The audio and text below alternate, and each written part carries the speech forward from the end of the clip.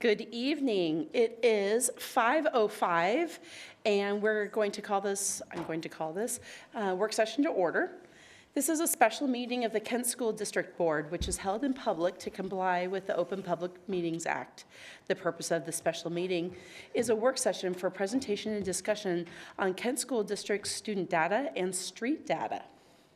So I'm going to call a roll call of the board members. At this time, please stay, after I state your name, say present. First, Director Song, he is excused and absent today. Director Cook? Present. Director Clark? Present. Vice President Farah? Present. And myself. And I call upon Superintendent Vela to kick us off. Thank you, President Margell and members of the board and team. Excited about tonight. It's a 2-hour evening, but I think it's going to be, fun-filled in that there have been questions about our data and specifically how are our kids doing. And that's what really today is about. We're in March and kind of just past the midway point.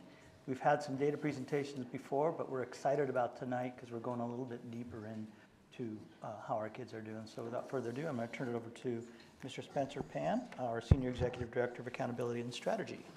Good evening, and thank you for this opportunity. As our superintendent outlined, we've been building quite a bit of momentum, I think, recently around these conversations about what our data means to us, and we wanted to dive deeper in really a format as we are this evening, where it's a lot more interactive. So our team's here going to guide you through this conversation, but really want it to be one where it's not just presentational to you, but really engaging kind of our critical thinking around what that means in our context in KSD. So with that, I'm going to turn it over to Dr. Birkeland.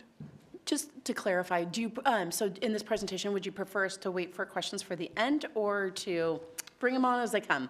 Yep, whatever. As they come. So we're going to get through 2 pages. No? No, we could get through one. Okay. Sorry, thank you. Absolutely, as questions come up, please Okay, ask them. thank you. All right. Good evening, President Margell, members of the board. We're really excited to be here tonight, as Superintendent Phil outlined, to share some data. I think you'll remember a few months ago we shared an initial data memo kind of with some fall progress, and now we have some winter data, and we're a little bit further into the year. So have some time for you tonight that's based on digging into what's in that data memo further. We won't touch on everything that's in there, but we're really going to guide you through a process to look at data really with that inquiry lens and ask questions and think about how you're positioned in the system and the types of questions that you would be asking from a systems lens. As we all already kind of outlined, this is interactive, so as questions come up, whether it's in the framing or in the data, feel free to ask them. You're going to see at the beginning there the slides that are really around some framing, where we're going before we get into the data. And then want to make you aware you all have a packet with you that has the data memo in it. And then there are a few handouts that we're going to be referring to tonight, but are helpful for any time you're engaging with data. So there's a toolbox, and we'll be guiding you through that. There is our KSD data beliefs. We'll be going through those. And then there's a data terms cheat sheet. So there's 4 terms in there. Some things we hear used often that have specific meanings in research and in data. So if you look at there's correlation, causal analysis, statistical significance. What do we mean when we say these things? So that's there for you also. We won't be going into that specifically, but there is a resource. Those are in the black folders. Thank you. Yeah. Great. So the outcomes for today. By the end of the work session, we'll be able to understand why we track certain data, what it can and can't tell us, improve on our skills as critical consumers of data. I think there's always that continuous improvement piece of looking at data, being critical consumers of data. I look at data every day. It's part of my job, but I'm always learning something new in these discussions and furthering myself in doing this analysis. And then asking questions to help us understand the root cause of an issue. We can look at data all day. If we're not using it to take action, there's really no point in looking at it. So always thinking about that driving towards action and understanding the root cause. These are our KSD data beliefs that I believe were created a few years ago. And these are something that we use to ground us in our thoughts about data as we go into some of this analysis. I'll let you read through them here. There are a few that we're going to call on tonight and really think about. One is that data is neutral. So we're presenting data to you. It's data. It's the people and the users that make meaning of that data and craft the narrative around what that means and the questions that they're asking. We're going to be asking questions, so there's more data can lead to better questions, but we want to make sure we don't get stuck in that question paralysis where we're asking a bunch of questions and never really getting to those answers in action. So there's a balance there in asking those questions. Data is a snapshot. So what you're seeing in that memo is a snapshot. It could change the next time. It will likely change the next time. So we need to keep in mind what it's telling us at this point in time. Always going to call out everyone's a data user wherever you are in your journey as a data user.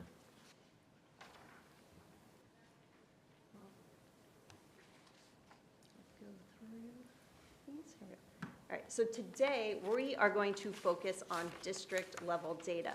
We want to acknowledge that you saw those SIP presentations recently looking at school data and knowing that a school's data is going to look different than our district data. So those schools that you saw before, they might have different trends and patterns in their data.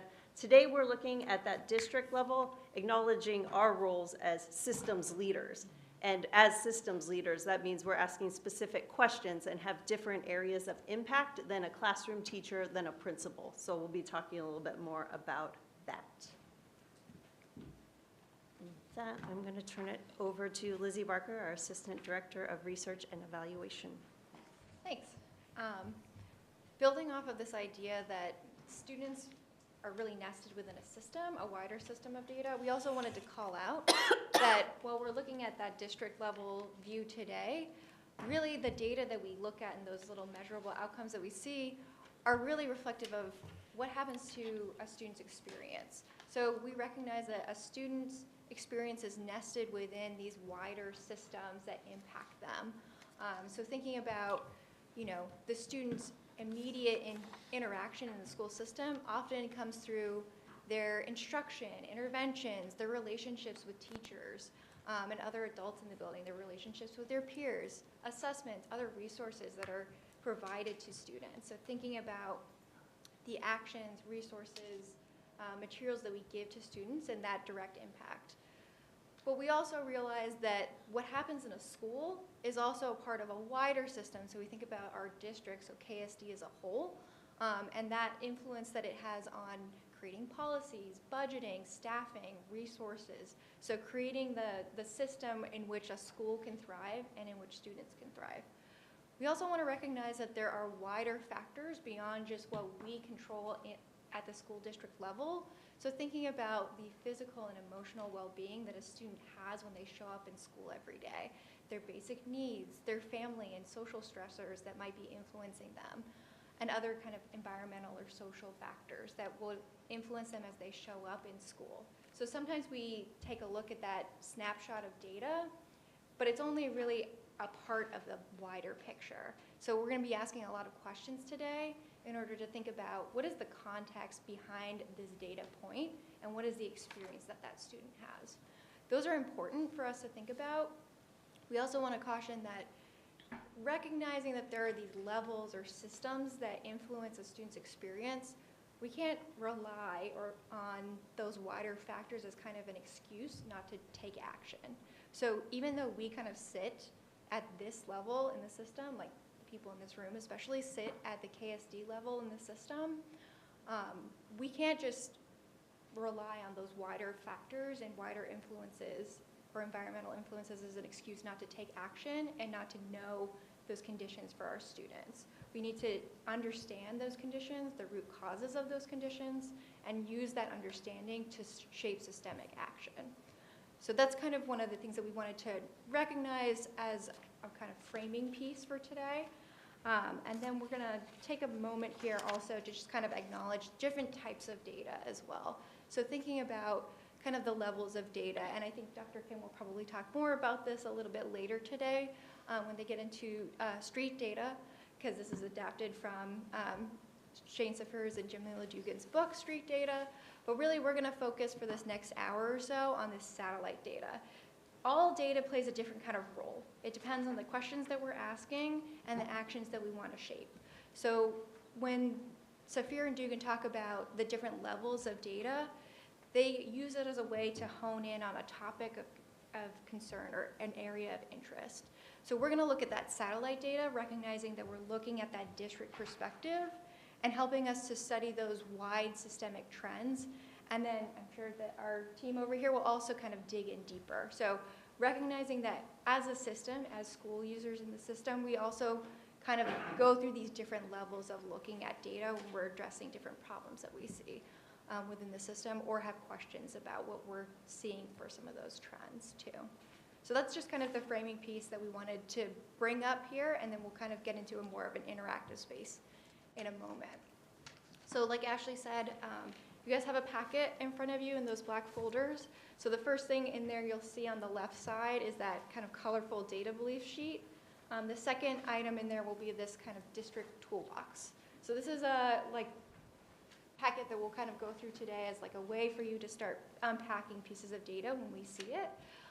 And it's kind of like a protocol, but it's also a little bit of a toolkit for yourself so that you can practice asking different data questions to make sure that you're processing the data or recognizing when you have other questions about what data you're seeing, or clarifying the questions that you have too, to make sure that we're showing data that you have questions about, and we can identify what deeper levels you have as we go through. So we've broken this toolbox into two kind of like sets of approaches. The first is defining context. So really trying to understand what data you're looking at, how it was gathered, the processes behind it, and this really kind of touches on our first data belief, and that is that the data is only as accurate as the processes that feed it. So understanding where the data comes from, who's represented, and what the tool is measuring is really important to understanding what it is that you're looking at to start, and then also the limits on that. So it'll help you to identify some of the pieces for applying your data, so interpreting it, so thinking about what you notice in the data, and then channeling those noticings, those interpretations into action. Okay, is there anything else that we kind of want to frame before we kind of actually dig into some of the data pieces here? Any questions? Do you have any questions either? No. All right. All right. All right, so let's take a look at some data. Okay. So we recognize that you guys have talked a lot about reading, so iReady reading results, and there's been some questions about math too, so we decided we're going to start with math today. Like Ashley said, we have a data memo that we've shared with you that has a lot of data in it, but we're just picking out a couple of pieces to focus on here today to do that deeper level dive. So we're going to start with just defining some context. So we have two visuals that we'll go through for middle school math, looking at that iReady math results, and we'll start kind of by developing just like a look at this first visual and defining some of the context here. So if we look at, really trying to think about what process is used to collect this data, the data you'll see in this visual here is looking at growth data by looking at the percent change of students who are testing on or above grade level. So we're using the iReady diagnostic test that's administered 3 times a year. We're looking at the fall and winter windows, so that's 2 of the tests that we've taken this year. We also include some history in this visual too, so you can see how this compares over the past couple of school years. And then if we think about how this tool is designed, iReady is a kind of like a diagnostic tool, so we use it as a benchmark and administer it that 3 times a year. And it is a vertically aligned test so that you can see growth. So it's a standardized test. That vertical alignment is designed so that you can track growth over time. And our schools typically will use this test as a way to kind of like measure their students' progress in acquiring skills over time and preparation for SBA. So it is highly correlated with SBA, as I think you guys might have seen a few weeks ago with the SIP presentations. So there's kind of that correlation between performance on iReady and performance on SBA results. And really, schools will use that to try to prep and see where they can also support students a little bit more in preparation for that end-of-year state test. Okay, and then when we think about who's in the data, in this visual, we're looking at middle school grades. We have a call out for 6th grade, recognizing that the past couple of school years, 6th graders have been testing in elementary school. And then we have 7th and 8th grade kind of lumped together because there are traditional middle school's student level grades for the past 3 years. We're looking at 3 years worth of data, and the students included in here are all students who've tested on fall and winter. So it's not just the students who tested just on fall and winter, but could include potentially students who only tested on the fall or only tested in the winter. So like if a student is new to KSD, like in the winter, they might have only tested, like if they enrolled in January, they might have only tested in January. So they'll be included in here because it's looking at all middle school levels. So we're kind of looking at all of our 6th graders, their fall scores, and then all of our 6th graders, their winter scores. Can I ask a question about that? Yeah. So, sorry, I'm going to give you how I look at data in my other job. We'll look Yeah. at vintages, right? So you'll look at like certain products and how they're performing over like when they originated and kind of over time, right? Mm-hmm. And so transferring that of the data to people and how this is looked at, it seems like we look at how are our 6th graders performing every year. Well, it's a new group of 6th graders every year. Mm-hmm. And to me, why I don't understand how we are not looking at, here's this group of students, knowing that there is some turnover and that there is change. So like I would look at, so 21, 22 in the winter, our 6th graders were at 36%. Then that same group-ish, as 7th graders and 8th graders started in the fall at 23%. That's a huge slide from 36 down to 23. And that's a 13% degradation. Do you see where I'm going, right? Because the 6th graders of 21, 22 are the 7th and 8th graders of that year. So, but that doesn't seem how we ever look at the data. So can you tell me why we don't look at it that way? Yes, okay. So I think there's a couple of things in that question. So one of them is like how this test is designed. Yep. So it's designed so that they're not necessarily going to be testing at the same kind of like, they're testing at a different level. So they're comparing 7th grade to 7th grade. So when they start from 6th grade going into 7th grade, you know, they wouldn't necessarily be on level because it's designed for a 7th grade level. So it's like trying to show over time, like how the. I think what you might be asking Can you- for is well- what we call cohort data. Yes, and Yes. I was going to get to that as well. So that's part of just how the test is designed itself. I'm sorry. And then like Can you go looking back at- to that? I'm sorry. Yeah. Because so if you end 6th grade on level, shouldn't you start 7th grade? I mean, because they build upon each other, right? So wouldn't the 6th graders, if you're on track and at the end of 6th grade, shouldn't you go right into 7th grade at where we would expect a 7th grader to, I mean, it feels like there shouldn't be a jump between the two because there's no educational growth during that time, the end of 6th grade and the beginning of 7th grade. So they should be right on level. And so that's why I'm not understanding why, I mean, I get summer slide, but. The on level is looking at that end of year being on level, on iReady. So when you start in the fall, that's why you see these scores going up on over time is moving towards that end, and there aren't as many students starting 7th grade that are on level for 7th grade. It's moving throughout the year. That endpoint's not changing. And please someone jump in here Yeah. but we had 36% of them in 6th grade ending on level, right? In winter. 21, 22. So shouldn't 36% of them be starting 7th grade on level? So it's, so the on level is describing like that grade level, like thinking about the on level by the end of the year. So the 36 up there is for the win. So the judge is where you should be on level by the end of the year, Yes. not at the beginning. Right. Correct. Okay, Yeah. that's what I needed. Thank Yeah. you very much. I'm so sorry to, No, you're like, that's why a are you not getting perfect- this? That's a perfect Okay, question. thank you. Yeah, but there's also like, there are a couple parts to your question too, because you were also asking about like, it seemed like that cohort thing. Yeah, Related Dr. to what Dr. Kim was talking about. And the cohort is a way to look at our students. Yep. It's not the way that we're looking at them for this particular view. It doesn't mean that we can't look at them that way. Dr. Kim, you add something else to that? Yes. Yes. Thank you.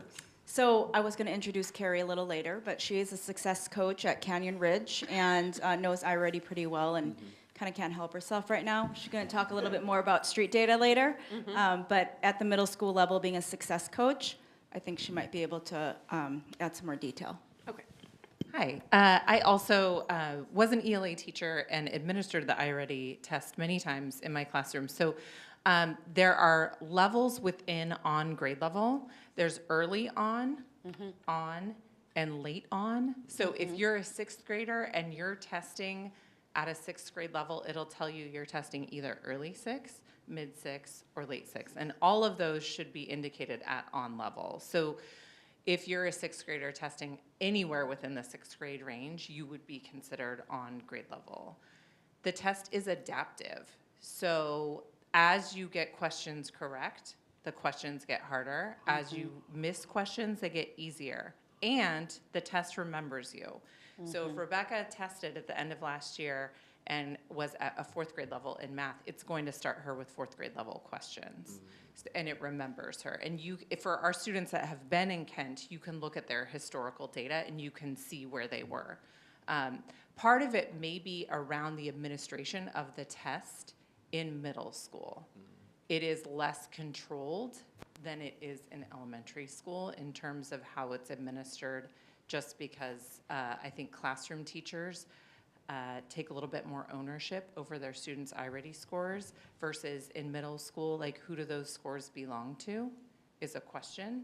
And not every teacher in a middle school has necessarily been trained on how to administer standardized tests in terms of math and reading. Just an observation. Thank you. But those are great questions because I think like those are the types of questions that we need to ask when we're looking at like the context of a piece of data. It's like, okay, how is this test designed? What is the way that this test is like kind of scaled? And like when they say on level, what does that mean? Yeah. Sorry, just to finish Right, up right, my right, right, question, right, right, right. thank you, and No not to cut you off.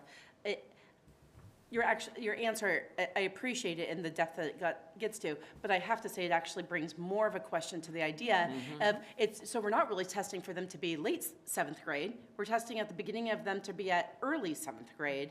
And so I still, and I'm hopefully that there's something about, I mean, maybe this is just on the data and the less on the why, but again, at 36% by the end of the year, somewhere in there, whereas which I guess it could have been that they were at the beginning of 6th grade, somewhere on track at the end of the year. And so then when they went to 7th grade, they weren't quite hitting that standard of it.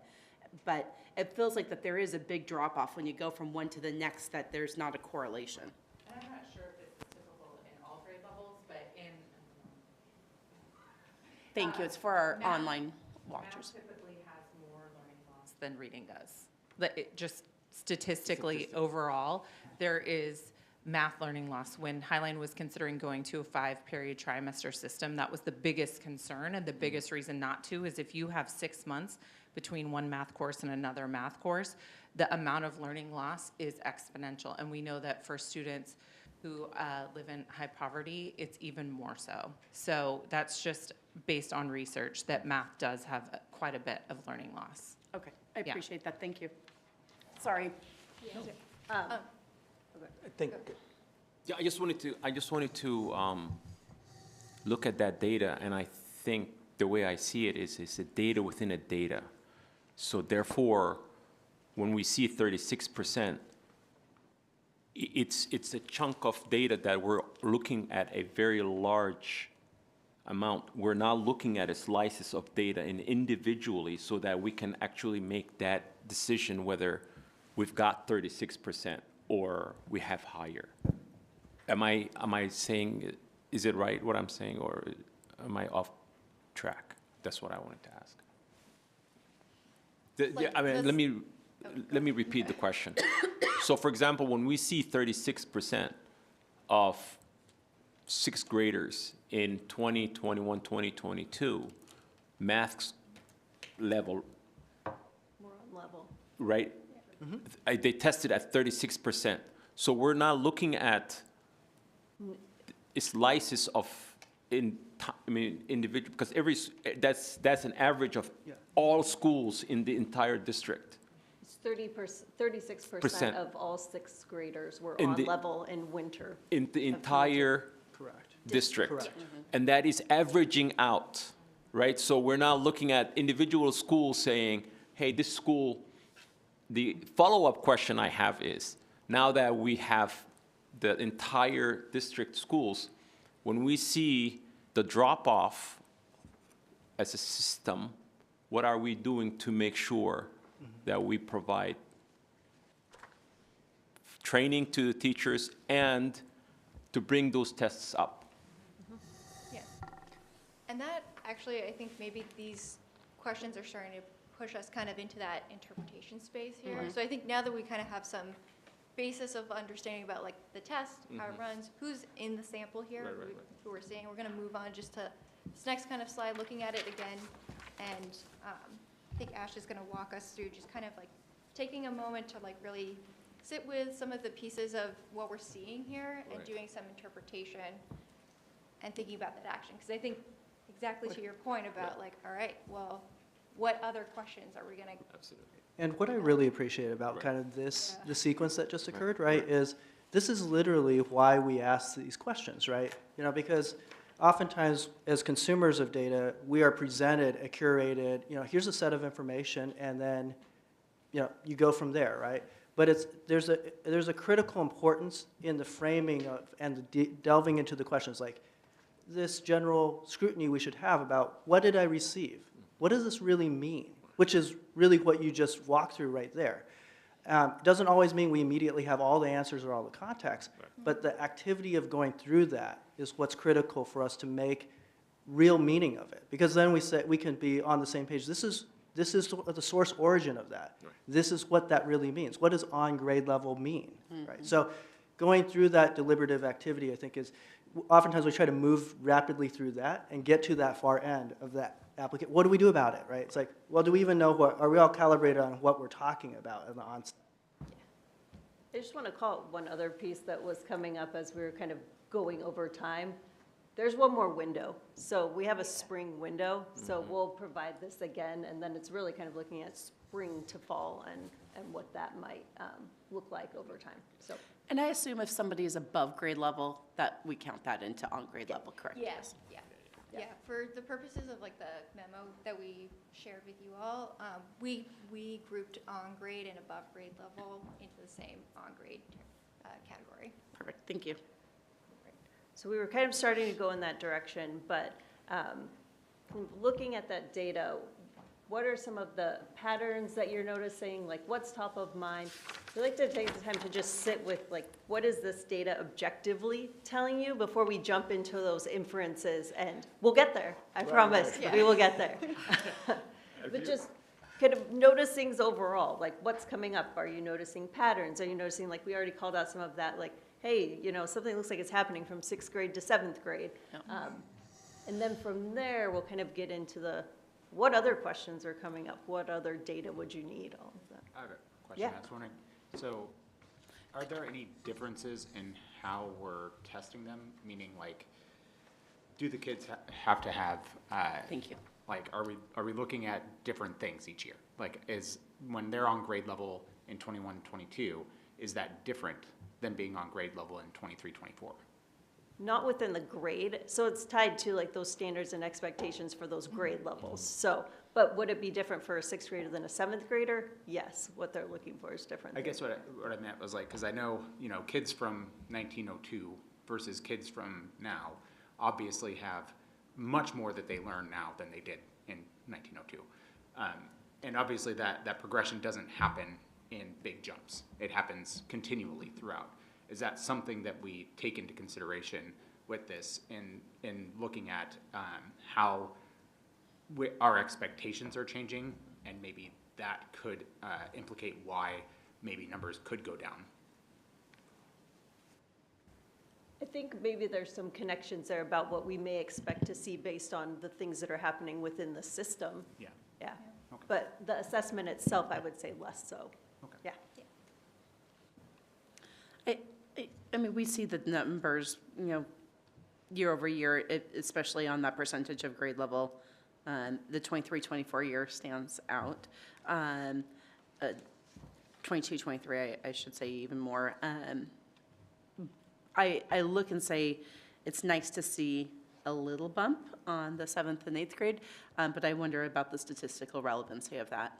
And a 1%, and then also the impact of 6th grade moving from a elementary school setting to a middle school setting. Yeah. And then also I think that there is, what's the word looking for? Just the feeling around and the support of testing. And I guess if you have people around you saying, this is really important, we're going to set time, make sure you have a good breakfast, we're going to give you a quiet, great space, or it's not that important, just get through it.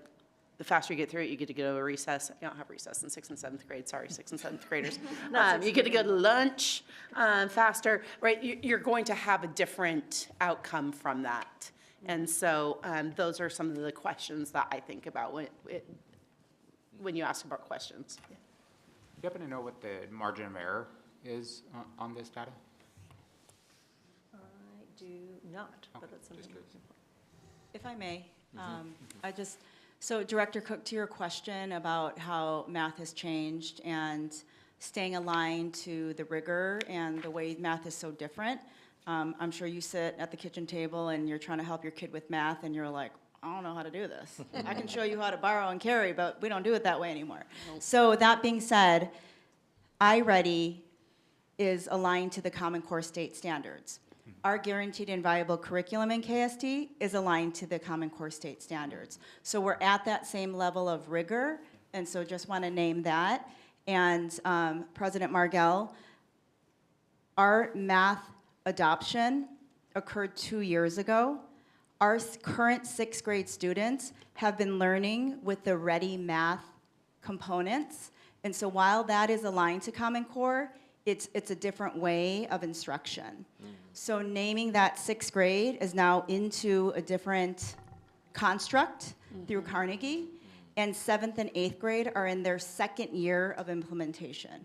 We know the pandemic happened, we know learning loss happened, and our blessed teachers are trying to figure out how to crack open this new curriculum and learn about all that implementation. So I just want to name that those are other factors to consider, especially with 6th grade transition. If I may also, sorry. 6th grade math is not just 6th grade math. 7th grade math, I would say even maybe more, right? You have kids that are a number of different levels within that grade, different classrooms, right? And the other thing I would ask is, I know that there has been, not asking necessarily today to be answered, to be clear, I know that we had tried switching and doing geometry at a different year than we were doing pre-alg. And then also, and I believe that we've gone back and this year and put that, and how did that change test scores? Because I also know that there is a factor of when certain curriculum is expected at a certain grade level, but if you're ahead, you might not have had geometry for a whole year back, and remembering the algebraic formula for the radius of a circle might not come as quickly to some as it does others. I have no idea what it is, by the way. 2 pi r squared? 2 pi squared. There, I got it. There we go. I was right. Thank you. Thank you, my math teachers. I still remember that one. R is the radius. Yeah, there we go. Yes, we're good with that one. So if you've had some time off, like, you talked about the trimester schedule, right? If you have a whole year off. And so some of those things, I wonder how does that change? And do we see a natural drop kind of in that middle school where it might even out in the high school a little bit, and seeing that kind of consistent growth through the elementary, just because of the different levels where kids almost skip a year for pre-algebra, maybe 2 years. So anyway, those are my other questions, just what that looks like. Dr. Kim, I just had a question. So the Common Core standards, how often do those how often are they adjusted? They haven't shifted, Okay. yeah. Since like Since- ever? Or? Oh, like, Okay. yeah. Before that, they were the Washington State, essential learning, yep. Okay. I was just curious. Thank you. Yeah. So now curricular resources are trying to keep up with that rigor. So that also includes our digital tools. Are they aligned to the rigor of the Common Core? So those are always things that we have our lens on, including our assessment tools. Thank you. You asked us the question, what does the data when we see, what questions come up? After the pandemic, and I could say that because, the year we came back to classrooms or 2021, 2022 school year, I was expecting that, the drop to be, significant, but I was hoping that as a person who really loves math, to see those numbers go kind of up, but it's like, I see nothing but, which is good. I mean, I want to know where we are, because that's, we've taken stock of where we are so that we can improve ourselves. But it's just, that is what I'm looking at, saying, wow. Yeah. And I will say, like, this visual doesn't necessarily show like that pre-pandemic view. But there is maybe also a way to look at this too, where I think we were honing in on kind of like what's happening this year, which is important, but also there is a lot of growth that was happening, or there's growth that's happening between, and like that 21, 22 school year. Right. So there might be a way to like reframe how we interpret this to look at some of that asset-based perspective too. So thinking about, okay, well, what was happening that year where there seems to be maybe slightly more growth happening there between those two windows. Yeah.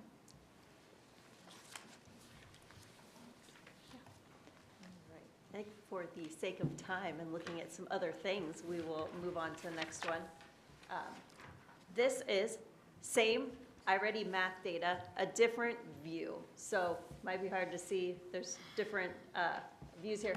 But this is a little bit different than what we saw before, because this is students who have a fall and a winter score. So over on the left-hand side, on the vertical, are where students were in the fall by their relative placement level. There you see that 3 or more grade levels below, 2 or more grade levels below, the mid or above grade level. And then the same thing for winter scores. So the ones that are in gray mean they held steady at their level or they slipped a level from fall to winter. Blue are those that increased and made progress. They might not be on level yet, but they're moving in that direction. So if you look at that 17% that's 2 over from the top, 17% of our students in grades 6 to 8 were 3 or more grade levels below in the fall, but they're 2 or more grade levels below in the winter. There's another 7% that moved to 1 grade level below. There's 4 students that were 3 or more grade levels below that are now on level. So you're able to look at each of those in that way and say, where is that movement happening? They might not be on grade level yet. And that's what's not seen in that initial visual that we had, because we were just looking at if they were on grade level. This is looking at all the progress that's happening between those levels. And just for this year. Yeah. So 1 20 year. Oh, so this is only this year? Yeah. Yep, Right. 6th and 8th grade. 6th through 8th. Eighth So grade, yeah. This is pulling all of the middle school grades together for this year from fall to winter. So, I was just saying, and kind of even in that outlay, right, there's a lot on how you frame that. These are students who had both of those assessments. Not all students had all those assessments. Not all the students were with us at the beginning of the school year. So you start thinking about these things of when you receive some data, a data set, what is it, does it capture all the students? What meaning can you derive from it? So just, again, And when I see n equals to 1,200, I mean, obviously we have more than, so. correct. Yeah. so that's a little bit of context beyond that. I think we'll probably move into what's surfacing here for you all. I'm going from that first view to this view. I'm guessing all of the numbers there would add up to the total of, like, if we were to add each and every single one of the n numbers, it would add up to the total of what we're looking at, is that right? The total number of students that have a fall and winter score. Okay. Yep. Don't know what it is off the top of my head. And then these, the percentages will total across the rows there, so.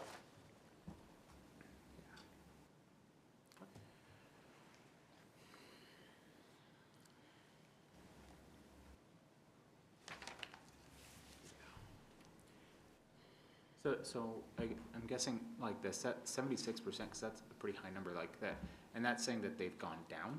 Like those 1,200 students have gone from 3 or more grade levels below down, or is that just like they've stayed? They just stayed. Yeah. Yeah. Okay. So it's kind of like the cross-section of those two. Yeah. Yeah. You'll see down that diagonal, the ones that Right. have stayed in the same level. I see. Yeah, so if they, down that diagonal, they're all probably staying the same. They haven't necessarily moved up or down. It's just kind of stayed where they were at the beginning of the year. They haven't moved up or down a relative grade level, but there's also scale scores between, so they could have moved up, but not enough for them to make a leap in one of those levels. So there's even further granularity, right? Like Right. of Yeah. the movement happening and how we're measuring. Because I would imagine like there's probably a significant minority of students that come to us from other countries that don't have any teaching experience or any learning experience in a school setting that might be 5, 6, 7 grades below, and then they're now at 3. But that's success. That's not like I'm just pointing out that even though it's that other gray color, it doesn't mean that they aren't making progress. Right, exactly, Right. yeah. And so you're hitting on, what do we insinuate from a data set that we're presented, right? Like, you're hitting on some of these things of, if our question is around, was there movement? This tells us a specific answer to that, but doesn't get at all the possibilities of movement, right? So you just highlighted an example that doesn't show in that way here. Well, yeah, I guess part of it is for the public, I guess, in a way to point out the fact that, yes, there are 1,200 students that are 3 or more grade levels below. That doesn't mean that they didn't make a ton of progress in that time. Precisely. Right. Quick question. The sample size, how do you determine the sample size of n equals to, let's say, 959? Yeah. Does that make, It's Yeah. actual, not sample. Because were the nine, sample is yeah. the entire body of 6th, 7th, and 8th graders that took both the fall and winter Yeah. test. Of those, the number that stayed at 3 or more below It's from on- fall to winter was 1,277. And for the one you were talking about, 1 grade Right. level below, they started out the year 1 grade level below, and then they still are at 1 grade level or. and that's, so below. it's actual, it's an Students. actual number Yeah. that we're, Yes. Yes, so each And of that's those where- ns represents a student. And yeah, that's but what I I mean, was I thought getting it at. But was it's not the, it's not like a subset. subset It's of. just the number. Yeah. Yeah. Yeah. If you So- add up each and every one of the n numbers, they're But what I'm all saying, is, inclusive. okay, let's say, for example, let's pick the middle right there, 61% of, 1 grade level below.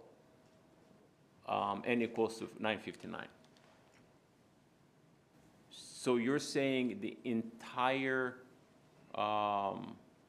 student body, 6th, 7th, 8th. 6th, 7th, and 8th, yes. 959 students were at 61%. No. No, they started at one grade level Nine- below and are still at one grade That level below. 61% is out of all the students that were one grade level below in the fall. 100%. Right. And 8% of them went One down. grade. One grade level Below. below, 959 started the year at that and ended at one grade level below. And that's- 428 started at one grade level below and ended at early on grade level. And 27 of them started one grade level below and ended at mid or above grade level. Which was Only, 2%. so one, n equals to one. Up here. Right. I was doing this line. Right, right. So therefore, it's like 22%, 27 of them. 27 students, Students. which is 2% of the total population that started at one grade level below. Right, the percentages add up to 100 across the row. Across the So way, it's yeah. across the totality of Right. students who in the fall were one grade level below. 61% were one grade level or below, also in the winter. Yeah. Thank you. But that's great. I mean, it's like, going through that, Right, right. you outlined how critical context is, right? It's like, for us to make Yes. meaning and sense of this information shared requires a real understanding or questioning of what is it that's being presented to us. So, thank you for going through that. And I have to point out that thinking about what happens in our school buildings when our teachers are doing analysis of data, this was a really good example. President Margell, understanding the data together Right. is what happens in our schools. Right. And that's beautiful because we're doing the work of instruction really, even though we're looking at data, because it's informing instruction. So that was just pointed out, that's actually what occurs in our schools, in teams. Thank you. I do wonder about even including those where we've got less than, say, 40 students or so, just based on the fact that they're outliers that I would imagine there's some extenuating circumstance, right? Like the one child that is part of that part that was at 3 or more grade levels below at the or that was above and then went 3 below. I can't imagine that situation happening without some sort of insane situation. Like, so I just wonder about, because putting it in there makes it look like we have students that are going back, and I don't imagine that that's even remotely possible. Yeah, and I Yeah. think those are some of the questions, right, like a teacher would have in looking at that data. Like, is this accurate? Did the student, like, maybe not take it seriously in the fall, but will catch up in the winter? Oh, now you're on grade level. Did something happen the opposite way, right? Like, not being able to just take that at face value and say, oh, you slipped 3 grades. Like, Yeah. what happened? Like, let's unpack that, yeah. And I think Director Cook, you know, you immediately, your eyes went to that and you said, hey, there's a question here. Yeah. And that's really what we're trying to do with these things too. You take that large aggregate and you go, yeah, that does look like an outlier, right? So maybe there's some other questions follow up for Yeah. that, so. Well, and it's something that I guess I'm pointing out just because it's something that likely it's nothing that we need to try and fix at a district level, like, Yeah. obviously. Yeah. Any other questions that are coming up from this one? All right. We are going to quickly look at discipline data and then switch over our time. Yeah, so this is definitely going to switch gears on us for a few minutes here, and then we'll kind of pivot out of our space for today. So this visual is aligned to some of the measures that are embedded into the strategic plan. So that's looking at disproportionality and discipline. So when we look at this one, what we're seeing here mapped out is the disproportionality rates of broken out by race and ethnic groups. So you'll see the gray bars that represent the percentage of our population of students. So that's like all of our students broken out. And then the little orange and red dots that are above it show the rate, the exclusionary discipline rate. So that's suspensions that are experienced by those different race and ethnic groups for students in those different race and ethnic groups. And I think we'll kind of like start to pivot now into just like taking a look at this. Do we have questions about how this is kind of like constructed? And then making some observations about what we see here too. So just to add, exclusionary discipline would be Yeah. inclusive of in-school suspensions, out-of-school suspensions, expulsions, those different pieces. Right. Is there significance between the red and orange dots? Yes, so the red dots indicate disproportionate or highly disproportionate rates. So it means that they have over 1.2 disproportionately overrepresented. So those like dots are all indicative of like a higher rate of basically defining disproportionality, which we used essentially a metric that's used or recommended in a lot of government spaces to define disproportionality. Which we also used in identifying the measures in the strategic plan Yeah. that are around discipline. So this is in alignment with that work. Yeah, and it's at least, sorry, I'm just looking at my notes here, it's at least 20% higher than their proportion of the population. So specifically disproportionately high. Yeah. I mean, as a person of color, black kids, that doesn't surprise me. I see that all the time, and some of my kids gone through.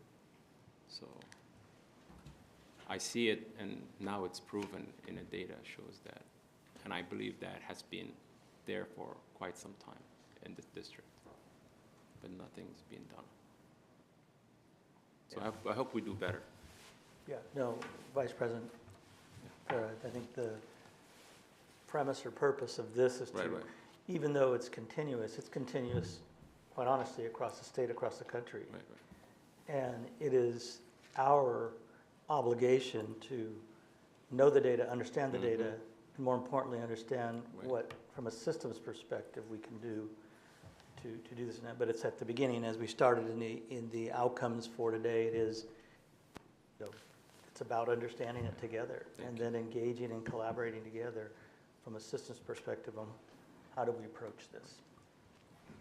And I think we'll be able to segue nicely into the other presentation about, like, this data doesn't solve any problems, right? It No, it's surfaces just the more. data, exactly. It surfaces more questions, and that Absolutely. you might need to take a different approach to actually understand what the root cause and underlying issue is, and how a school might approach this. Absolutely. Right. Might differ from school to school. Absolutely. Dr. Kim, I think, was going to add. Right. So this is absolutely data Right. that should evoke what Right. it's doing. Right. For all of us, Right. but I appreciate you naming and Right. sharing that vulnerability. Every school under Associate Superintendent Randy Heath and his Director Sherry Simpson are required to have a disproportionality discipline plan. So what are you going to do about it? It's required by the state, and our principal supervisors do mid-year check-ins to ask, are you showing the data to staff? What are you doing about it? What are some specific strategies? So system-wide, we are doing something to ensure there's accountability and people are paying attention. Absolutely. When Carrie and I start talking about street data, you'll hear more about what are we doing about the satellite data to inform more of the ground level work.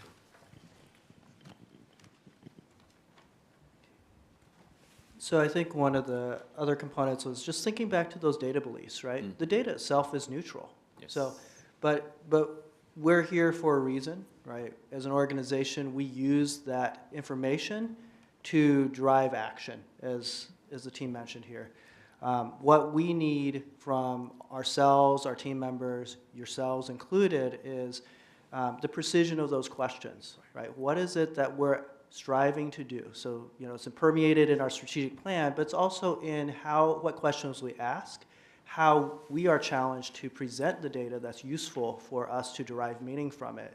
And so, you know, I learned something through this interaction as you're thinking through these of, you know, which ways are data going to be understood? How are they understood, right? As Vice President Farah, as you were going through that, you know, you are you know your math, you know your, and as you ask those questions, we think about our staff and our teams as they're trying to build meaning out of this as well, right? So we appreciate those questions, and we want you to challenge us in those questions of, do these make sense? Does this, what's missing in this data? What are we trying to get out of this data? So really appreciate, we know we had a short time here with you this evening, but appreciated that opportunity to have a more interactive space with you here around it. We have a few quick 1 minute of closing. Yeah, and I think with that in mind, just building off of what Spencer was saying, we want to emphasize that this is an ongoing process, right? Data is not a one-time event. It's an ongoing iterative process. And when we think about, as Superintendent Vela has outlined, how this shows up in our system, we really think about it kind of as this continuous improvement cycle. We think about contextualizing, understanding what we're looking at. So we had those kind of toolbox markers to dig into, okay, what are we seeing? Analyzing it, so interpreting, okay, what does this mean? And then we want to drive that towards action. So, okay, now that we've seen this, we've internalized, we've understood more, what are we going to do about it? And a lot of those questions that we're getting into tonight is, okay, what are we doing about this? How are we going to use this knowledge to move on to a next step? And sometimes it is just understanding that we need to ask more questions and find more data to understand that root of the issue too. Then we also want to recognize too that once we're taking action, we also need to pause and look back and see, is the action that we're taking actually working? And that's where evaluation will come up, and there's lots of ways in which that shows up in our system, but making sure that it's not just a stasis, it's not a linear path where we look at data, we analyze it, we act, but we also look back and we improve. And that's how it becomes a cycle, right? Is we start again and look back at the data too. And then, Please up here. So in summary, I think we unpacked a lot of these things tonight. Understanding context is essential to ensuring we understand the data and we have answers. We walked through a lot of those examples. Is this meaning what I think it means? Like, oh, if I thought that's what it meant, I might have gone in a different direction. So really taking that time to be intentional with it. Analyzing data should be done cautiously. There's always limitations. There's always more questions. If you think you got the answer and you're ready to go, take that extra moment to just sit back and think, do I really know it all? Is there something else that I need to find out there? Asking data questions, analyzing data is in service of taking action to address root cause. And I think that circles back to the one above. You need to ask a lot of questions, be really thoughtful to really see if you're getting to that root cause. So it's easy to jump to conclusions, make connections, and take an action. Is it the right action? Data work's continuous. So this was the winter memo. There will be a spring memo. We might not be back with you in this space, but we hope we've given you some tools so that when you do get that memo, you can take that critical eye and analyze and know that we're here to answer any questions. This memo, future memos, data questions to come. Just really appreciate the time tonight, and thank you for walking through this with us. Thank you. Thank you very much for sharing. Really appreciate it. It is 6:02, and thank you so much for your presentation. I appreciate all the input, and we love the numbers. So thank you very much for bringing that. I'm going to go ahead, actually now it's 6:03, just till 6:05, give 2 minutes for people to stand and stretch their ankles and knees a little bit. So we will start promptly at 6:05.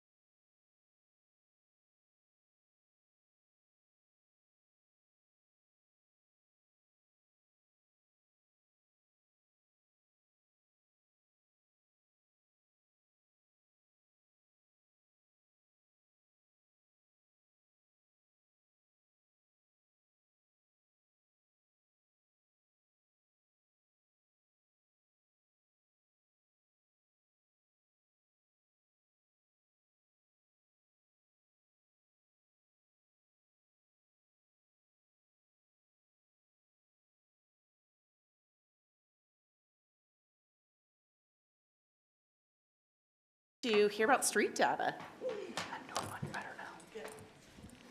Dr. Kim.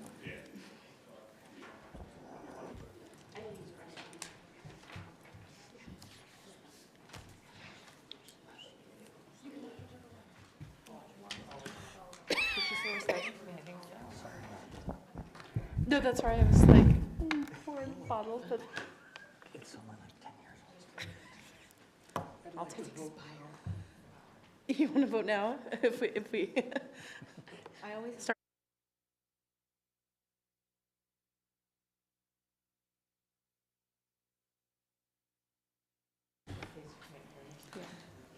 for the people in the back.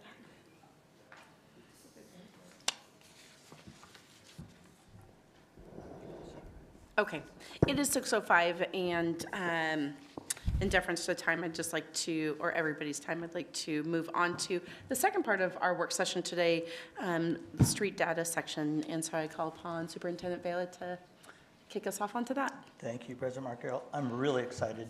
Our team has been working together collaboratively for this school year at the very least, but we've known about street data, we know the importance of it, and so again, excited about it. I'm going to turn it over to Dr. Kim.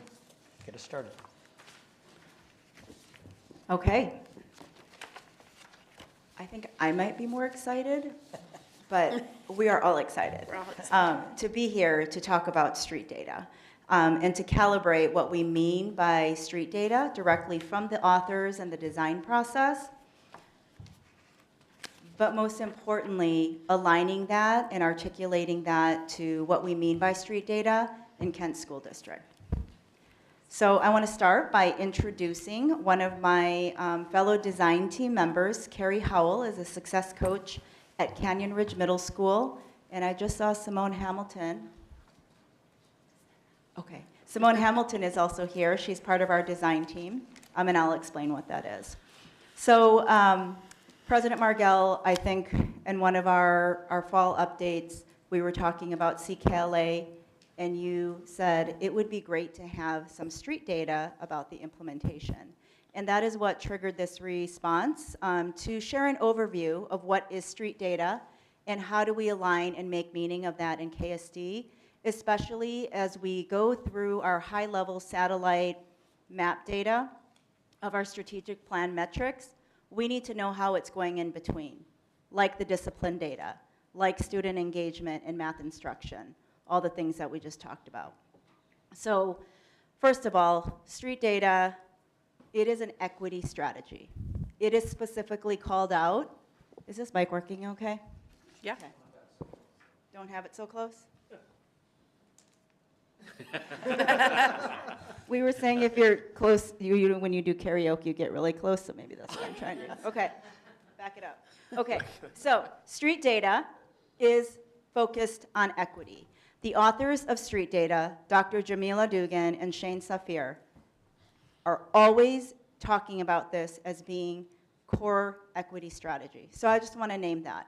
It's an opportunity for us to build student agency, which is giving them more voice and choice in what they want to share and the data that is important to them. And of course, our other stakeholders like our staff, our parents, community members.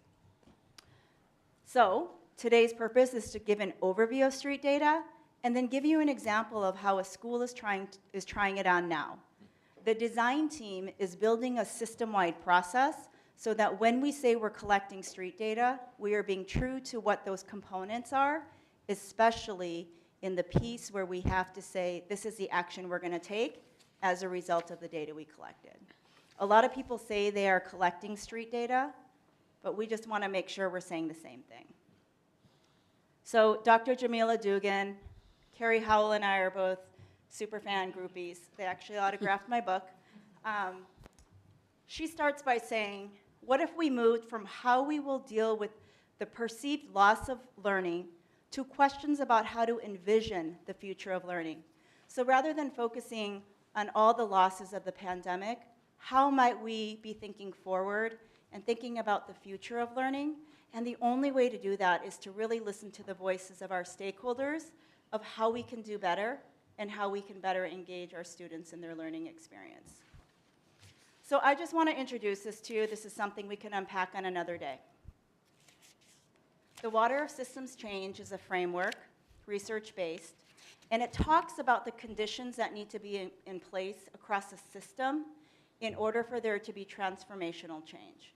So what you see here, we have policies, we have practices, resources, check, check, check. Many systems have that.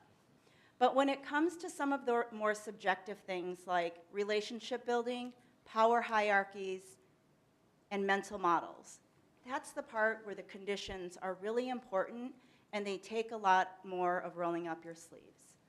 So systems change advances equity by shifting the conditions that hold the problem in place. What conditions are in the way or barriers? And how do we need to make sure that we improve those conditions? And street data allows that opportunity.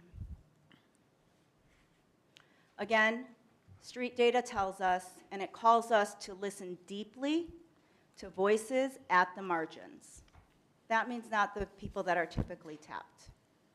Listening to the voices at the margins to uncover the root causes of inequities, reimagine your current approaches in partnership with key stakeholders, and move a change agenda with courage.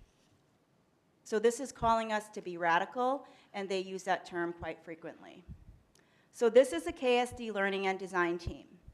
When Superintendent Bella offered me this position, one of the first couple of things I said was we need to put together a street data learning team. We had an opportunity to apply through the Puget Sound ESD, and we put this design team together. I knew that Carrie had strong interest around street data, and there was an opportunity with Canyon Ridge being a new school. Every school could benefit from it, but we put together a team of school-based staff, and then as you see here, intentional district leadership to be part of this first phase of design. So you see a fun little Zoom thing. That was our last session that we had with the authors. Sometimes we're in person with them. And I just created a snapshot here to just share who is the design team and just share that we are engaging and learning so that we can calibrate and design for the system. So I'll just go a little bit deeper. You have the slide deck in front of you. These are just snapshots from the book that describe what is satellite data. We call that level 1. It's large grain size. And for each of the next explanations, you'll see examples in KSD that we would refer to as satellite data. Graduation rates, GPA, smarter balanced assessment, so those high levels. Map data, which we just looked at, is iReady. It might be unit assessments that live in our curricular resources. It might be monthly attendance. It might be monthly discipline. Now, street data is identified to help us understand students, staff, parents, and community member experience. It uncovers specific misconceptions and mindsets and helps us to monitor students' internalization of important skills. Maybe it's emotional regulation. Maybe it's engagement. But this is something that can be applied to adults as well. So examples in KSD are the surveys that we do interviews, listening sessions, and so much more. But to be truly capturing the essence of what street data is, there are specific characteristics. Before I go into that, these are the different types of street data. So you saw some examples of what we do in KSD. This is countless, but when you look at some of the texts in the book of street data, it talks about some of these different opportunities. So I won't list them all to you, but they're quite different than just doing a survey. They're quite different than just looking at iReady data. It's going deeper. So if you're thinking like, why does the discipline look that way? Why does the attendance look that way? Why does iReady proficiency look that way? Street data calls us to go deeper and to act on our curiosity. So here are the characteristics. It's not quantitative. At times it could be. There could be some numbers, but it focuses on the qualitative, where you're listening, you're observing, you're looking at the whole child, you're looking at the whole adult. It builds agency. So students are able to co-construct the conditions they need in place when you're doing an empathy interview. Students can identify the questions that they feel safe answering And so you're giving agency to students to say, this is the story I want you to know. This is the data that I want to share. So it builds agency. And then, of course, it's equity-centered. Again, while we want to hear all voices, and we do in some formats, street data calls us to tap the voices at the margins, not the ones who are typically the most outspoken, or the ones that are in ASB and they're on a leadership team, so we're only going to interview that group of students. So by looking at the data and the specific student groups that we are identifying we need to do better, those are the voices that we want to call in. So street data is more than just a data set and doing an interview done. It takes us through a process that street data authors refer to as radical inclusion. Tapping those who are at the margin to build curiosity, creativity, and courage. And so, yes, we will listen. You see that at the top of the compass. But then when we listen and we hear what the voices say, there's a really explicit design process that uncovers what did that mean when a student said, I wish that the teacher would talk to me and know me instead of being punitive when I'm tardy to class. That's a real life example that I heard when I was doing an empathy interview through the Wisdom Council that I know Kent was involved with last year as well. But I did this session with some of our regional student leaders, and so those were some of the voices that came up. So what does that mean? How do we interpret what that means? And then how do we interpret that and then reimagine what the experience could look like? And how do we move to action? So yes, we can listen, we can collect data, we can make really shiny, pretty things with the data, but the important thing that you heard from my colleagues is the now what. And that's what this really calls us to do to make radical change. So I'm just gonna give you a snapshot of what an empathy interview is, which is a quite common way that street data is collected. It is named as a cornerstone of design thinking because there is an explicit design process for an empathy interview. It helps us listen for how a person feels and perceives the equity challenge we're trying to address. So in chapter 5, it talks about being a leader who is a listener. What is a listening leader? And so I won't read all these details to you, but again, it locates the voices at the margin. Who do we need to hear from to address specific equity challenges?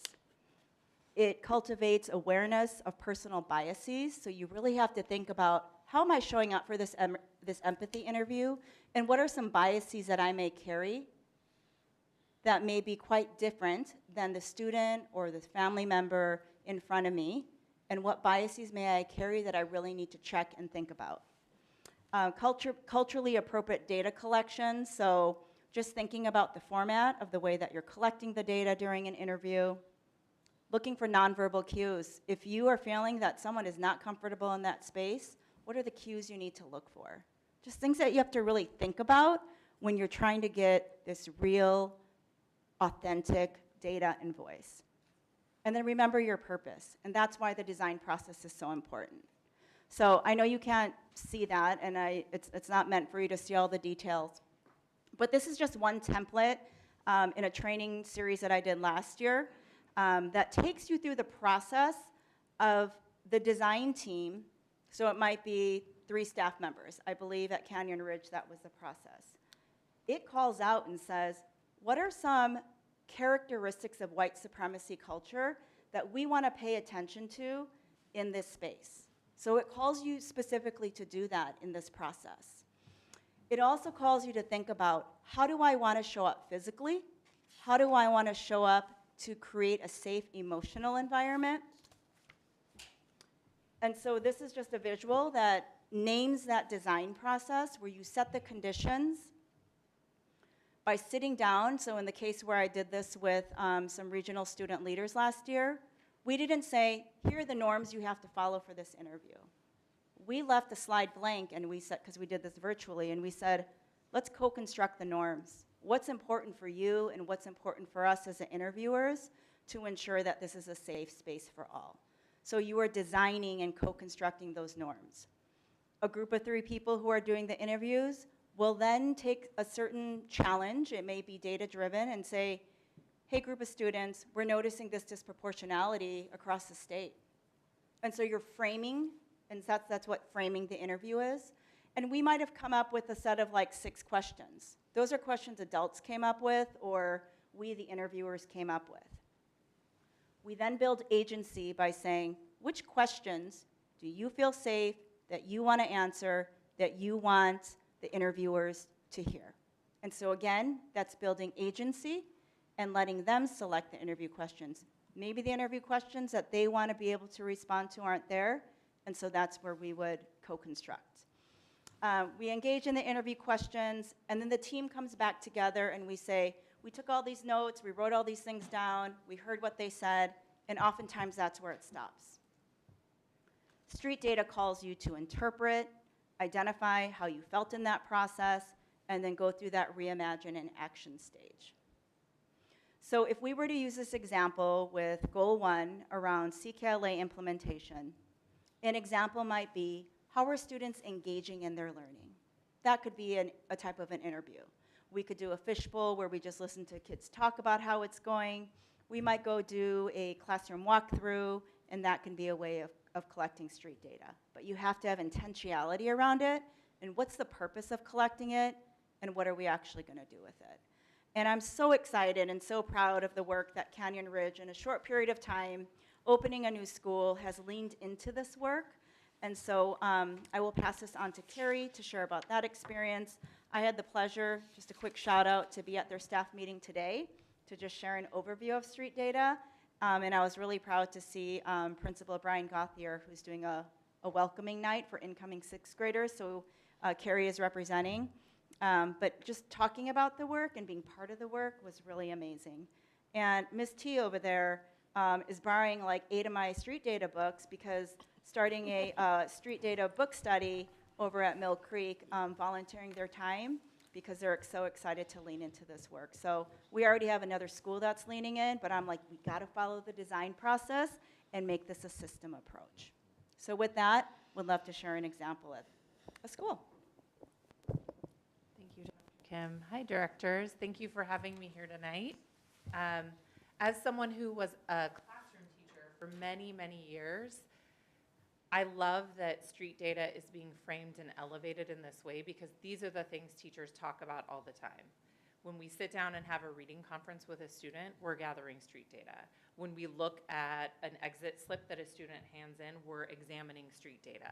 And so to be able to elevate that and say, this is really where we're gonna start to make and see change, is exciting to me. So I'm really excited to be in a district that is leaning into this. Just to give you a quick overview, we don't have much satellite data about our school because, as you've heard, satellite data is very high up and usually just a snapshot over maybe the course of a year. It's usually used to compare districts to districts. As a new school, we don't have a lot of satellite data. We haven't even made it through a year yet, but you can see up there that we are ethnically quite diverse. And we have about 800 enrolled students in our school right now. The majority of them in the 7th grade, or the highest number is in 7th grade, and the lowest in 8th grade. All right, we, as I just said, we don't have a lot of satellite data, so that's not to say it's not important, we just don't have any. So what we did for our process was we started with the map data that we had. So we looked at specifically our team of myself, the principal, Brian Gauthier, and one of our behavior interventionists, Summer Timon, looked at attendance data, iReady diagnostic growth data, discipline data, and grade data. And once we looked at those things, we started to see patterns emerge. And from there, we decided we need to know more about what we're seeing and why we're seeing it. So we designed 2 empathy interviews with students. We decided to do a group of 6th and 7th graders together and a group of 7th and 8th graders together. We were very intentional about choosing groups of students that were ethnically diverse and diverse in grade data, attendance data, perhaps engagement. Some students who had maybe had discipline on their record, some students who didn't have much. So we didn't want to get all of our students who, we wanted to find students in the margins. So you can see on the next slide, we started with the thing that we saw the most, the pattern that lifted the most was when we looked at our referral behaviors, we saw disruption, defiance, and you can see a little bit down, disrespect lifted to the top. And if you've worked in schools, those are often referred to as the 3 Ds, and they're often talked about when you're looking at disproportionality and discipline. So without saying to students who was receiving the most disproportionate discipline, because we didn't feel like that was a safe thing to do to students, we wanted them to talk about those words, those big, loaded, heavy words of disruption, defiance, and disrespect. So the team and I, along with Dr. Kim, sat down and it took us a lot of time to really craft these 4 questions. And there's a 5th over there, that last question. And ask them in a way that was really open. Because what you don't want to do is ask a question that you already think you have the answer to. You really want to be genuine in asking a question that is open and allows for students to step into it. So we designed these 4 optional discussion questions. And then we spent a great deal of time designing what we wanted the experience to be like so that our students would feel safe and they would feel like it was an authentic experience and not just a trap. So we had our behavior interventionist Summer facilitate because she had stronger relationships with a lot of these students. She knew many of them ahead of time. We also decided to meet in the conference room, which was a neutral space. It wasn't a space that students had previous experience with. I brought in a bunch of snacks that my own kids were like, where did the goldfish go? And I was like, oh. I don't know. Snacks Weird. are always good. Goldfish and fruit snacks. We brought in some snacks. We tried to make it as comfortable as possible. And just like Dr. Kim mentioned, we started by telling them why we were here. We really want to hear from you. We're a new school.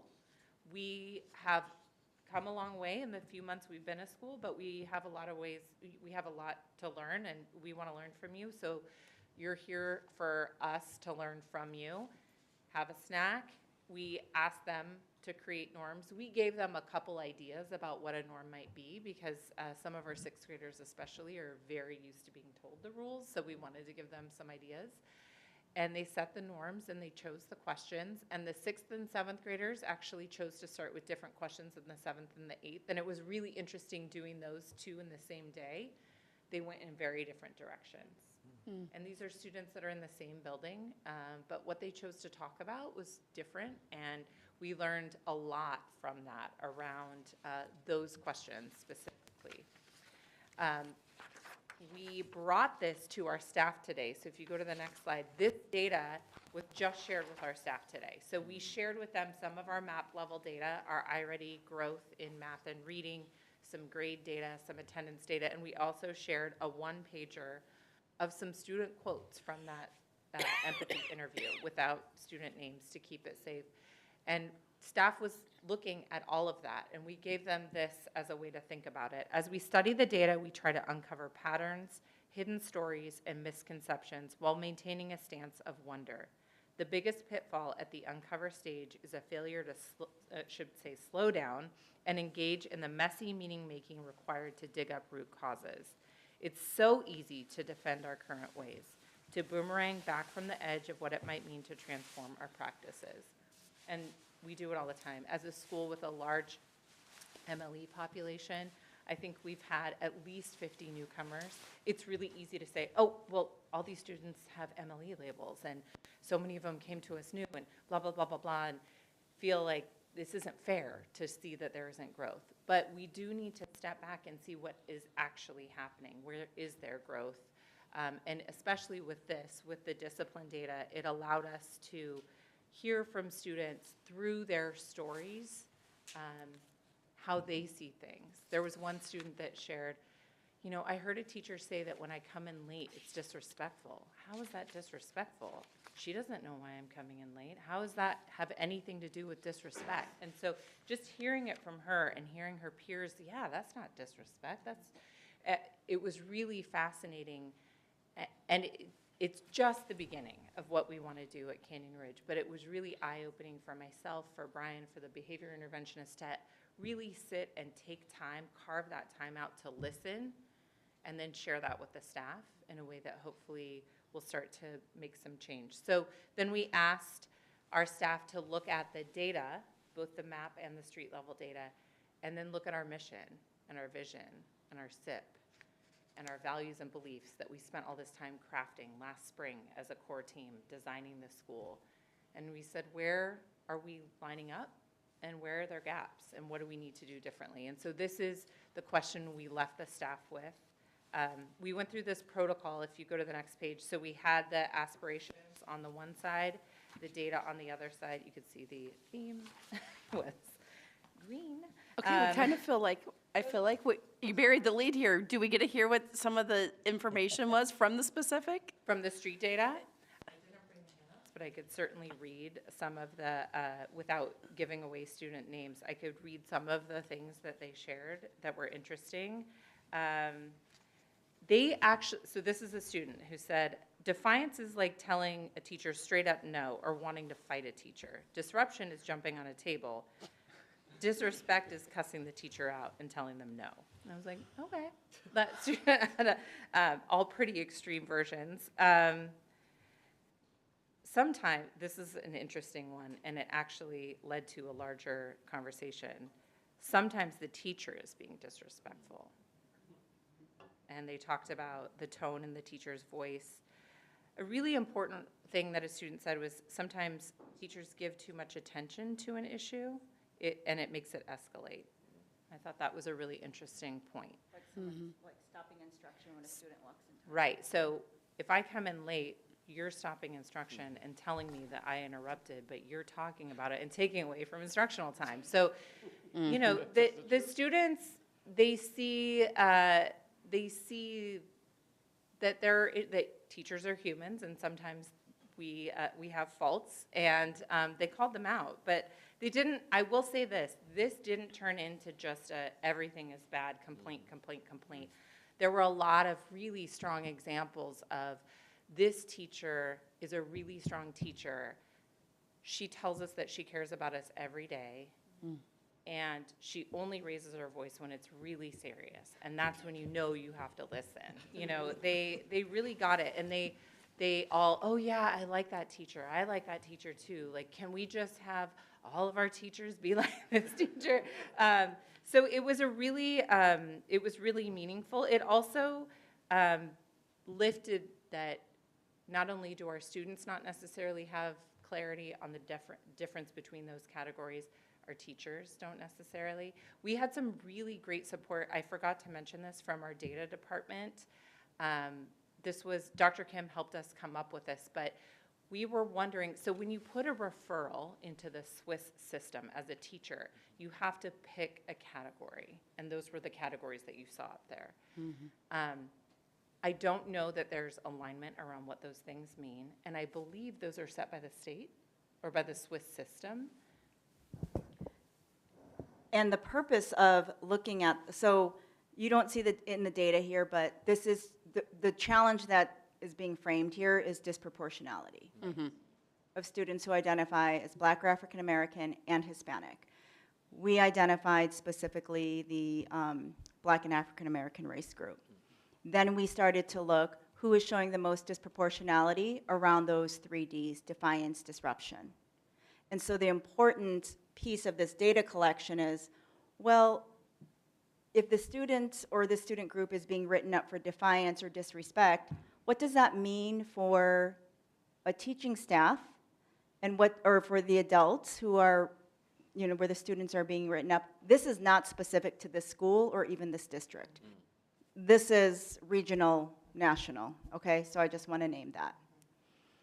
But when we have a different definition of disrespect and defiance, and that's what's showing up as the reason for kids are being excluded for discipline, I'm not talking about Canyon Ridge, we need to calibrate on what we mean by that when that's a reason code.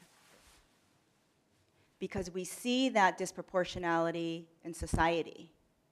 And so what can we do to make our students' learning experience richer so that they don't feel like they're being excluded or disciplined for what's called disrespect or defiance? How would they engage in instruction when that is happening, when that noise is happening?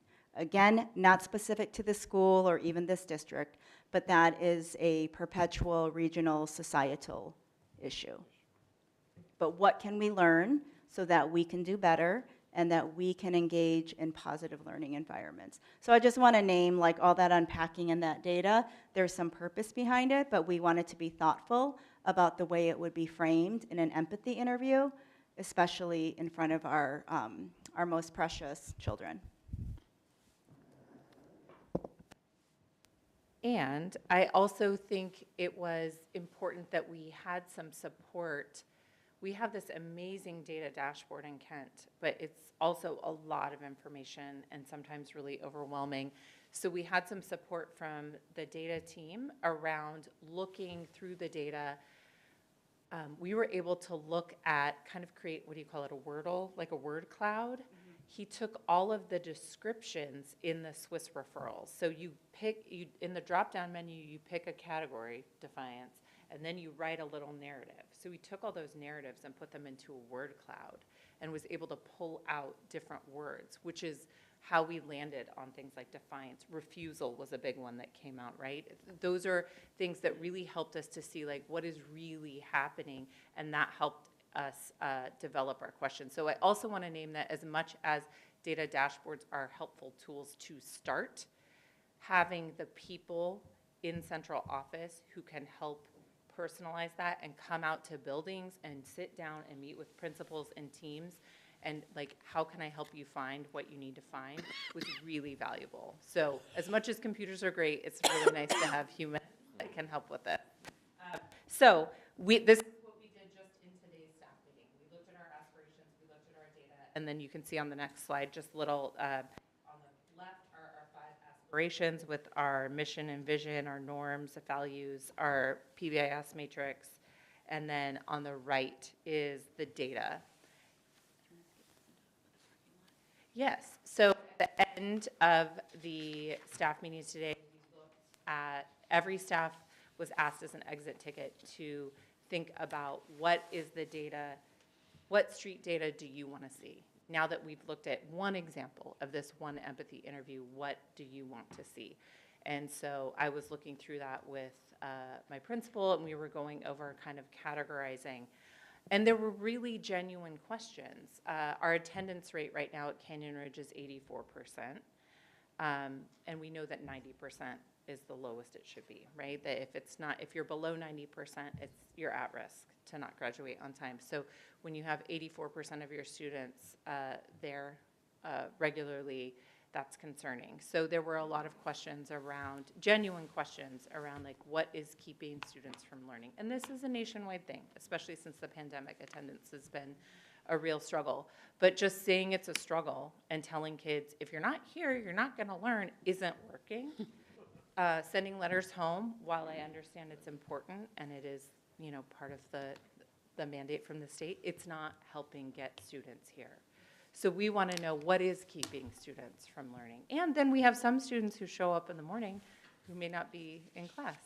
So what's keeping them from class, right? They're in the building.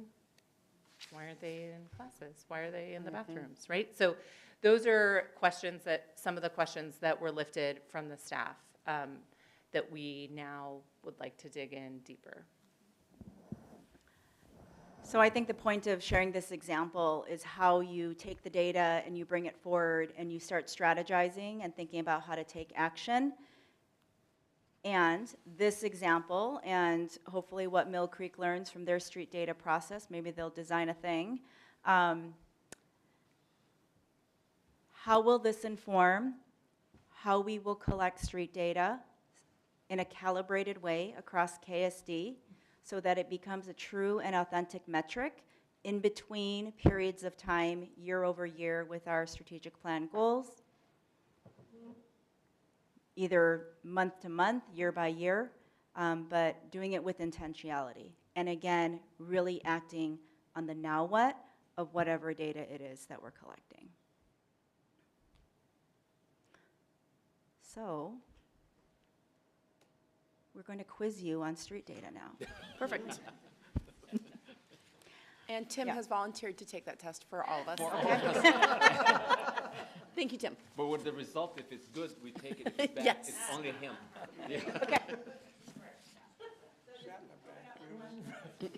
Yeah, we have a few minutes here, but really want to hear from our board questions. Want to thank our team really for being here tonight and our staff to be here tonight. We'll have more questions after this, but we have about 20 minutes now, so open to our board. I'm just randomizing here. I only taught middle school for a very brief period of time, but I found them to be, I'm sorry, different. They, The adolescent period? yeah. Okay. Of course, now I have granddaughters at that age, so I'm much more in tune. But the point that I would drive at, my discovery process was, they tend to be a bit more emotional visibly. They're, obviously, they're very driven by cohort opinions and whatnot, and fashion and fads and whatnot. But the thing that kind of was a little unsettling is they also tend to be open and very frank. I mean, they'll tell you what's on their mind, assuming there's a trust level there. And the reason I bring that up is I spent the bulk of my career at high school, and they're just different in terms of, well, number one, how they relate to each other, which has always been a kind of it made it very hard to interpret where the crowd was going. And I'm just wondering, in the experience, it will take time through discovery, whether the staff, as they learn and as that environment changes,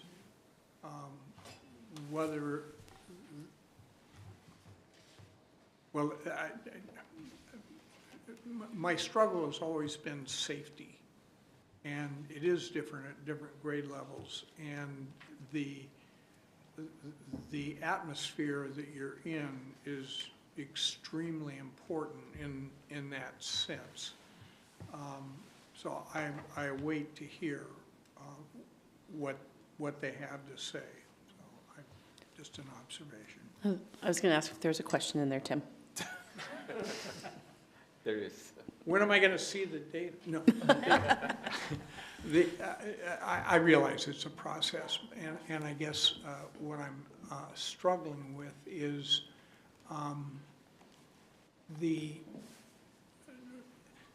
as large a district as we are, there are so many different factors that come into play in terms of the sense of belonging.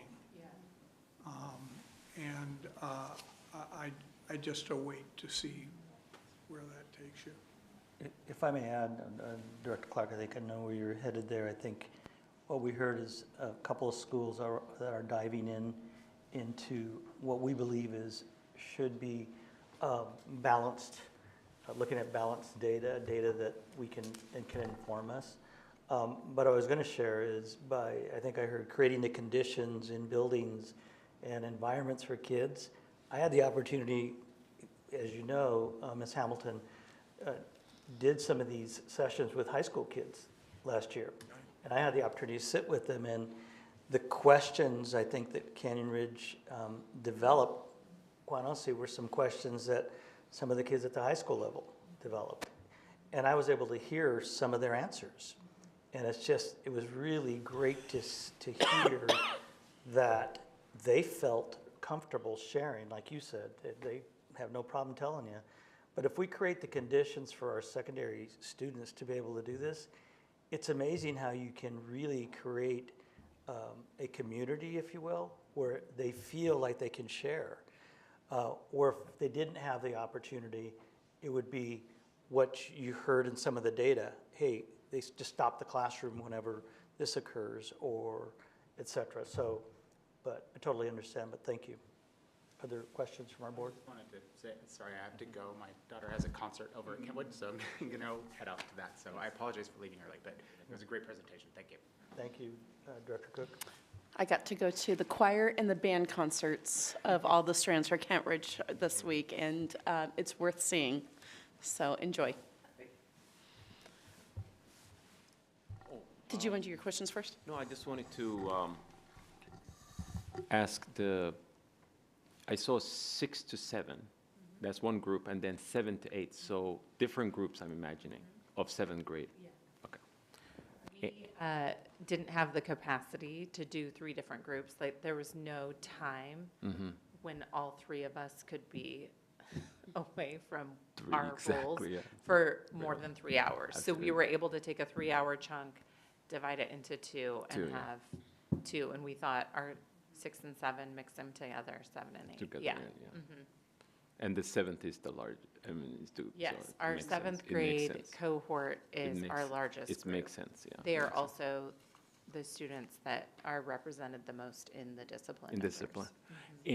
And because I saw that, and then I had to ask myself a question, like the previous, we saw majority of the people, I mean, the student body that gets disciplined are kids who are African Americans. We saw that at our school as well. We had, So- the highest number was our Hispanic Latino students. So, yeah, But if you took out the, what do you call them, the margins, the outliers. Right. We had 2 students that if we took those 2 students out, the Hispanic Latino numbers were actually proportionate, but our Black and African American were very disproportionately high. proportionate. So that's what I was gonna say, it's like, you will find that, so choosing in that, instead of choosing that, since we know, that's disproportionately, could you choose in a different way where you could now look at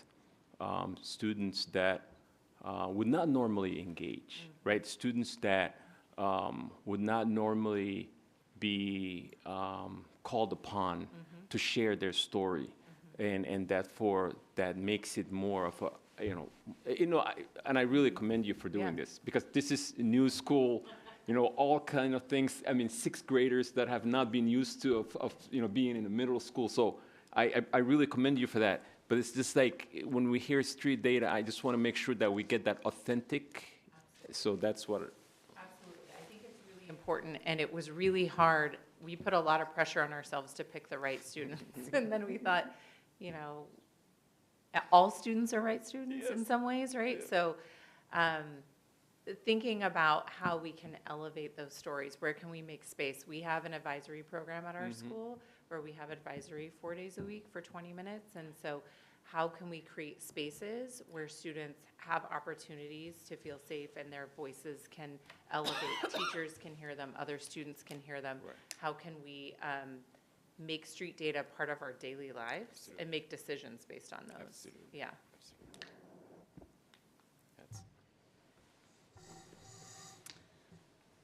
I have 4 questions. I'll ask all 4. Sorry. First, questions. When you come up with the questions, can you elaborate a little bit more on how do you make sure that they're unbiased? That's one of the hardest, I think, the questions you ask, right? And making sure that they're not directing and leading. I know you talked about it a little bit. I would just like to hear a little bit more about that. I'd like to find about the who when you collect street data, especially when it's stated that this, looking at this particular was, well, all of them are equity focused, but in particular, the one that you just did was disproportionality seen. So is there intentionality about who is involved with the different listening groups? Just a quick question, is parent involvement something that we think about at all when we have people participating in this? And is it something that we make sure that parents are aware that this is done? And I also, is it just an awareness or is it a permission? And then my last question is about scalability. And so we have 25,000 students.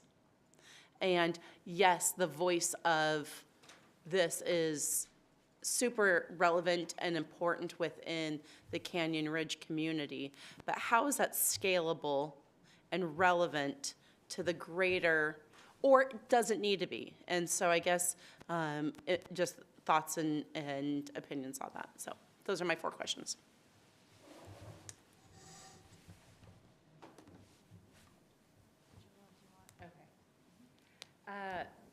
All right. Well, I definitely, the first question about developing the questions and making sure they're unbiased, that took much longer than I thought it would. And I think that's when you really want to have a team together and you have people. One of the most important things in the book, they have a list of 10 equity traps and tropes that I think are really helpful. They have a cute little graphic for it and a table and little icons. And having those nearby, how are we making sure that when we write these questions, we're not just going back into a loop where we bring in a speaker to talk to us about racism and then we check the box and then we're good? And how do we make sure that we're actually authentically asking something we don't know the answers to? So I think by having people at the table who had read the book, who had gone through the process, having Dr. Kim there, who had done it before, I was fortunate enough to observe the Youth Wisdom Council empathy interview. I was not part of it, but I observed it. It was really helpful to have that team. So I think that is part of it. It's just the process of developing the questions and continuing to come back to, do we know the answer to that question? If we know that, then that's not a good question. Will that help us get to what we want to know about disproportionality? In terms of who at our school, given where we are and given that our culture is really still being built, not only with students, but with adults, you have to remember all of our adults are new to our building. And I think about 60% of the teachers are coming from an elementary setting. And so there's just so much newness to our building. So we didn't think that it would be helpful to just pull in our Black or African American students, because it isn't really their problem, right? That they're being misidentified or disproportionately identified, right? So, so we brought in a diverse group, ethnically, grade-wise. We wanted to bring in students that we didn't bring, I think we brought in one student who had like a high cap identifier of all the students, but we didn't want to bring in our students who were ASB, all those things. We brought in students, as I mentioned, who had perhaps been a part of those discipline numbers. And so, again, we spent a lot of time on it, but we also, at the end of the day, said whoever we bring is going to teach us something. And that's not to say that this is over, right? This is just one step. And then the next question is, who else do we need to hear from, and what else do we want to hear? In terms of parent involvement, I know that you're asking specifically about this process of a focus group, and I'm not sure about the board policies around this, so maybe one of you can speak to that. But I will say that one of the more important pieces of gathering street data is connecting to the community. And it is something that when we created Canyon Ridge, we really wanted to be more connected to our parents. And so I think that a great next step would be to bring in parent groups and have an empathy interview or do some sort of street data collection with our families and our communities. Bringing in those assets of knowledge that our families have and not saying, well, just because you don't know English in this way, you don't bring anything. All the stories, all the richness of language and history is really important, and how can we lift that up and bring it in? And scalability is a really interesting question. Yeah, of course. I can talk on it. So for who we select, in the experience that I had, the Youth Wisdom Council through the ESD are all students of color.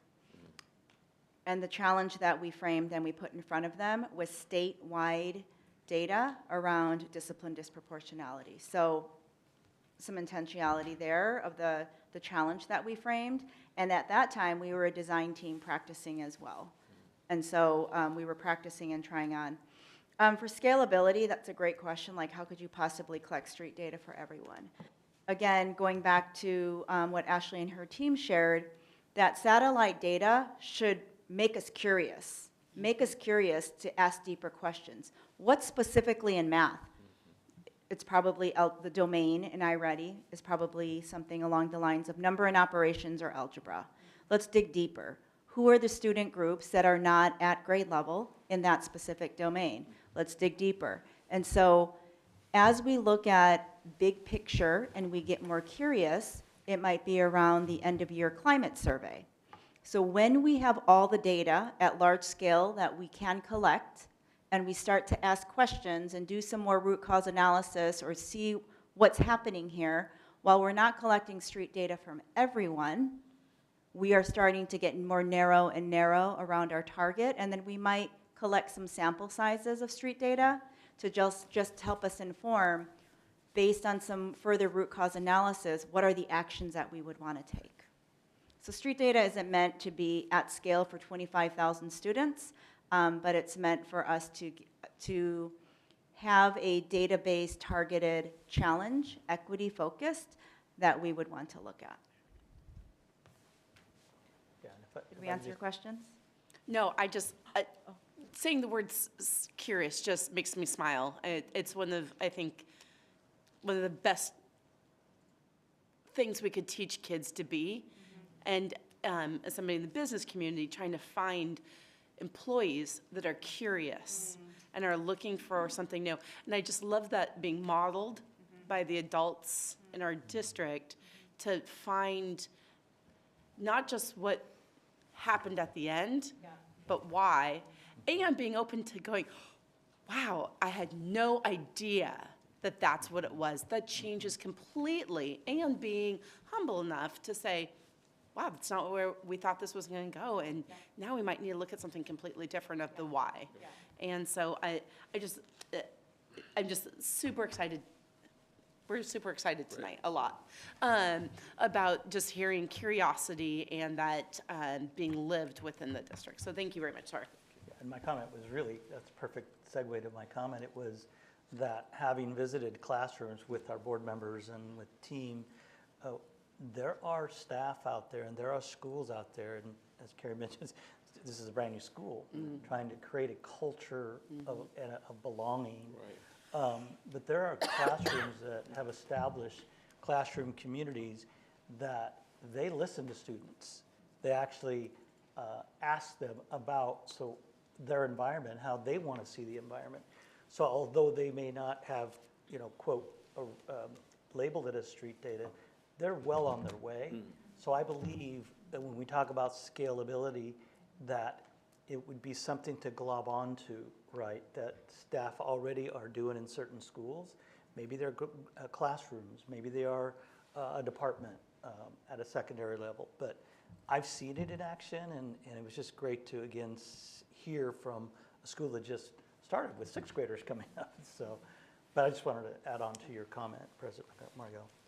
Any final comments, and then I'll close out? And one more thing about scalability, and that is the spirit of street data is that in order to really hear the stories and listen at the margins, it takes a lot of time. And to have that listening stance. And so it's by its nature not scalable, right? In that way, right? Like you're getting map level data if it's scalable. And I went to some training with the Center for Educational Leadership, and Max Silverman mentioned, when you give a student a survey, you're already telling them what answers you're looking for. You're giving them a limited number of choices. You can choose A, B, C, or D, and that's it. And when you sit and listen, if you say, how is school going for you? You have 4 choices. You're going to get one of those. But if you say, how is school going for you? And you really listen, and you have a conversation with the kid before so they feel comfortable, you're going to hear things you wouldn't see on a survey. So I would just encourage us to lean into that and think about those stories and how can those stories be lifted up and treated with as much value as our map level data. Thank you. Thank you. Okay, I couldn't think of a better way to summarize the evening. It's a great way to do it. I want to take a moment just to thank both our teams tonight, and also thank our board for the very, very good questions that we had, and I look forward to unpacking our data in the future. Thank you. Thank you. It is 7 o'clock on the dot, and we're going to adjourn this work session and thank everybody for their time and great information that was presented tonight. Thank you very much. Thank you. Thank you.